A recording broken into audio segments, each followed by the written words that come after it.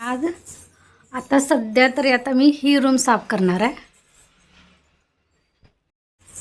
पहिल्यांदा हे लॅपटॉपचं जे आहे ना डबे वगैरे हे खाली काढून घेणार आहे. त्यातलं ते पापड वगैरे वर टेरेसवर उन्हात घालायला पाहिजे, कारण दारात ऊन आता येत नाही.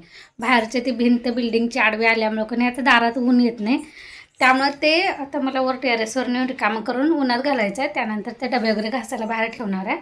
तर हे लॅपटॉपवरचं पण काढून घ्या. त्याच्या अगोदर ही गादी वगैरे गुंडवून ठेवते.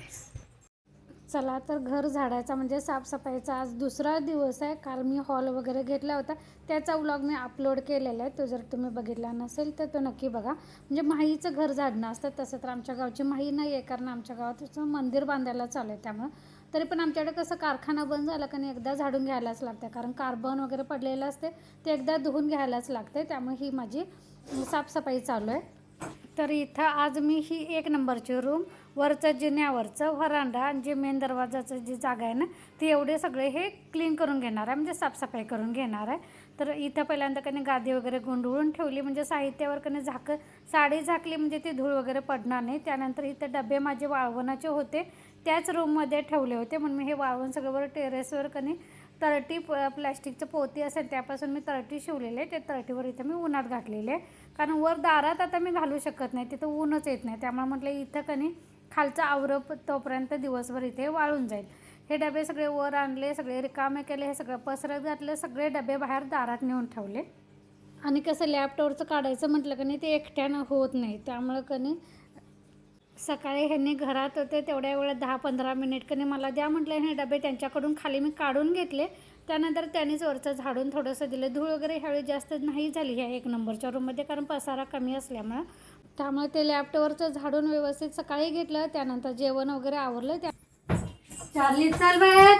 त्यानंतर मी परत आता खालचं झाडायला आली. गादी त्यानं गुंडाळी, डबे त्यानं मी नंतरच आता वर उन्हात घालून आले.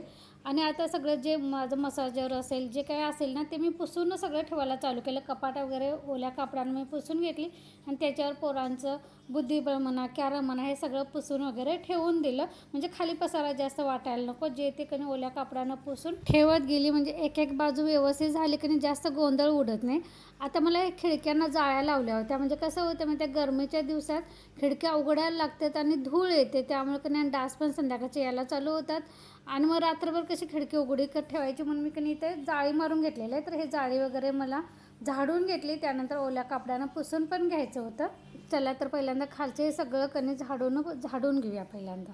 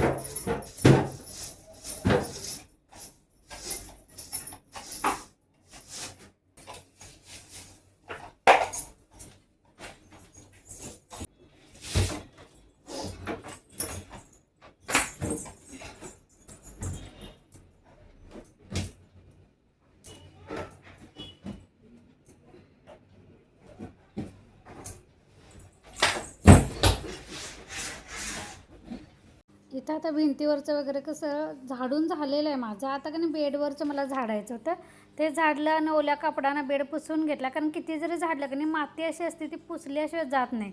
त्यामध्ये ओल्या कापडानं पुसून घेतलं आणि गादी लगेचच मी हंतरून घेतली. बेडशीट वगैरे काय मी नंतर हंतरलं, पण जसं साहित्य गोळा केलं होतं कारण जसं तसं व्यवस्थित नीटनेटकं ठेवून घेतलं. त्यानंतर हे दोन्ही खिडक्या वगैरे जाळी ते पण मला ओल्या कापडानं पुसून घेतलं.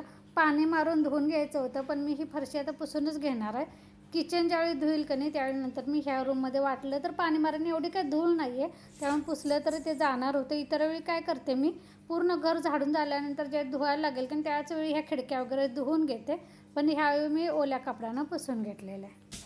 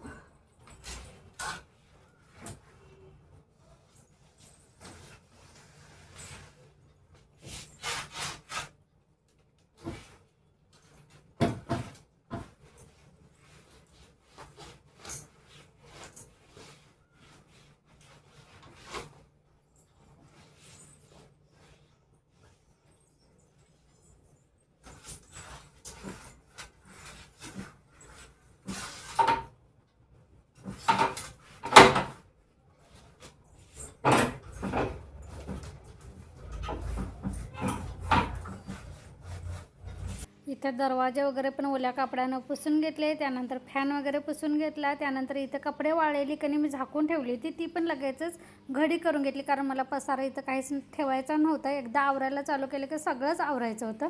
तर इथं घडी करून कणी कपाटात ज्याच्या त्याच्या जागी ठेवून दिलं. त्यानंतर इथं आता फरशी पुसायला चालू केलेलं आहे. इथली हॉलमधली फरशी पुसली, त्यानंतर मी जिन्यावर गेले, तिथलं सगळं झाडून काढलं.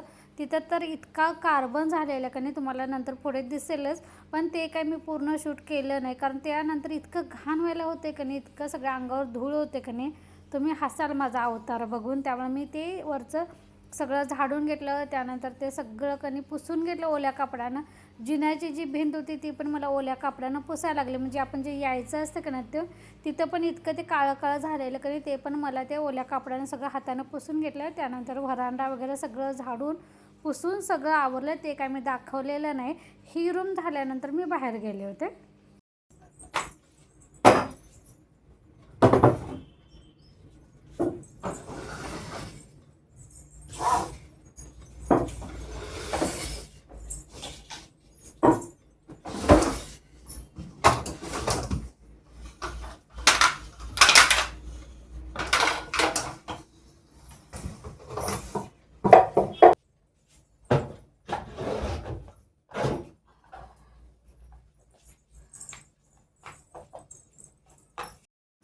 तर इथं खालच्या रूममधलं आवरल्यानंतर इथं वर आलेलं बघा, तुम्हाला कार्बन खाली मी दाखवते पहिल्यांदा.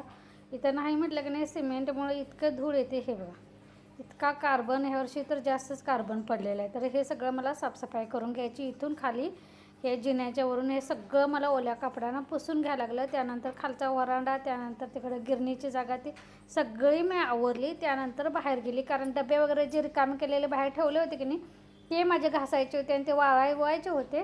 तर हे सगळे घासून डबे वाळत घातले. त्यानंतर मी काय काम केलं नाही, कारण हेच आवरायला मला का नाही 2-2:30 वाजले असतील. त्यानंतर माझं आवरलं. त्यानंतर मी हे सगळं मग 4:30 वाजता का नाही जे वरचं टेरेसवरचं वाळलेलं होतं सगळं ते पापड्या वगैरे हे डब्यामध्ये भरून सगळं आणून परत लॅपटॉपवर ठेवलं.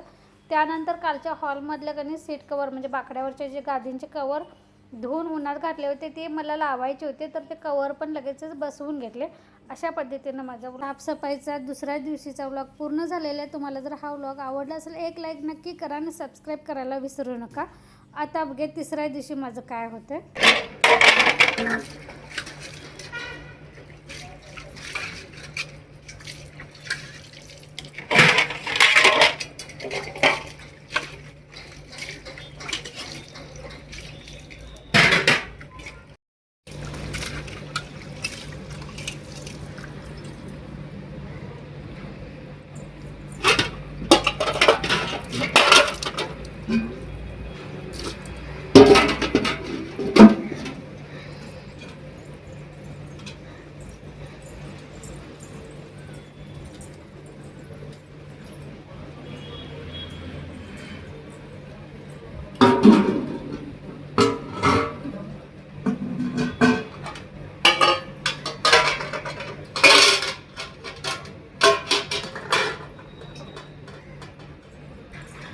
चला तर मंडळी, आजचा व्लॉग इथेच बंद करते. धन्यवाद.